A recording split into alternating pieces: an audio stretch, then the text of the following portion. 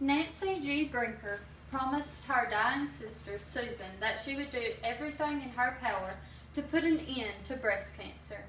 Many people overlook the seriousness of cancer until someone close to them is diagnosed. Susan and Nancy wanted to spread the word of this awful disease, particularly breast cancer. Through Nancy's dedication to keep her promise to her sister that lost her fight to breast cancer, the Susan G. Komen Foundation was founded. Growing up, the two sisters were inseparable. Nancy states, Susie was the perfect older sister. She was a caring person and very kind-hearted. She was beautiful inside and out. She was what most girls dreamed of being, the high school homecoming queen, college beauty queen, and then later became a model. Nancy, on the other hand, was not your average girl. She was taller than most of the other girls and didn't quite fit in. She was a tomboy growing up, and her social status to the boys was that she was Susie Goodman's younger sister. After college, the sisters went their separate ways. Susie married her college sweetheart, Stan Komen, and stayed local, while Nancy packed her belongings and called Dallas, Texas, her new home. They might have been separated, but they didn't lose contact. Susie and Nancy talked daily and kept the other updated with their life, but nothing compared Nancy for the phone call that changed her and her sisters' lives forever. Susie called Nancy and shared with her what no woman wants to hear. Susie's doctor found a lump in her breast, and it was not a cyst. Her doctor advised her to get a biopsy. Knowing Susan needed her more than ever, Nancy decided to fly home to Peoria. Nancy's father picked her up from the airport, and the expression on his face told Nancy what she feared the most.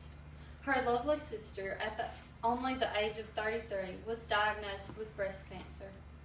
Growing up in a small town, the Goodman family established business with a local doctor there. That was the only man Susan trusted with her cancer. The family was unaware of all the major cancer centers or physicians that specialized in the area. Grasping the whole concept was very difficult. The family couldn't understand why Susie felt just fine while carrying such a deadly disease in her body. Knowing little about the disease, the treatment plan sounded a great deal harsher to Susie than having a little lump in her breast. Susie was terrified of the procedures and decided against having a mastectomy. Putting their trust in the family doctor, they allowed him to call a surgeon that was confident that he had a cure for Susie's case. Hearing these words was exactly what Susie wanted to hear. So naturally, she learned more about his plan to save her life. The surgeon advised that Susie had a subcutaneous mastectomy, a procedure in which the outside of the breast remains the same, but an incision is made and the breast tissue is removed. After 10 days, Susie would then receive an implant, and the most she would be left with is tiny scars. Susie thought this was her best bet, so she went through with it. After surgery, Susie felt fine for the first 5 months. But by month 6, Susie found another lump, this time under her arm. Her cancer had spread. They took Susie to the Mayo Clinic, where they found the cancer had spread to her lungs, and there was a tumor the size of a quarter with other suspicious spots. Nancy realized Susie was struggling for her life, but a surprising source gave her hope. It was the year 1978, and while serving as First Lady, Mrs. Ford won her battle with breast cancer. She had a successful mastectomy, and this gave Susie a newfound hope. She tried radiation, but that still didn't stop the cancer, so she was taken to the MD Anderson's Cancer Center in Houston. When she arrived, she was a stage 5 cancer patient. The doctors had to act fast, so they gave Susie intense rounds of chemotherapy. Susie experienced several side effects, but the one that every woman fears is baldness.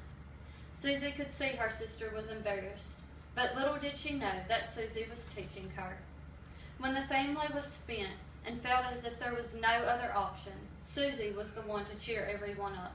She always gave a way to humor them or give a simple smile to give them hope.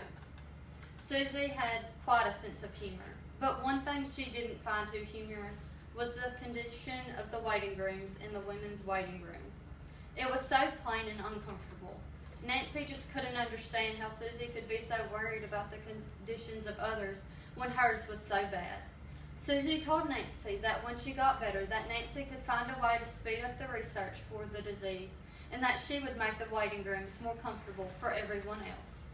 The doctors at MD Anderson were able to slow Susie's disease down for about 15 months. But then, for some unknown reason, the disease started to take a toll on Susie. The family began to realize that Susie was dying, and Nancy spent every spare second she had with her sister. Susie began to often talk about the things Nancy could do to help other women with breast cancer.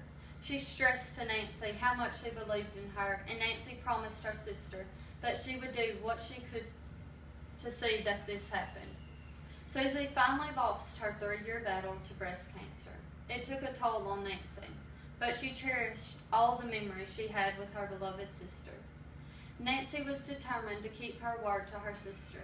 After all, Susie was on her deathbed, worrying about the well-being of other women, so why couldn't she do something to honor her for the amazing person she was and the well-being of women to come with this terrible disease? Nancy started the Susan G. Komen Foundation. It has skyrocketed into the largest widely known breast cancer foundation in America. It has boosted research and helped many women find a cure and the breast treatment plan for their breast cancer. It all started from a promise to an extraordinary lady.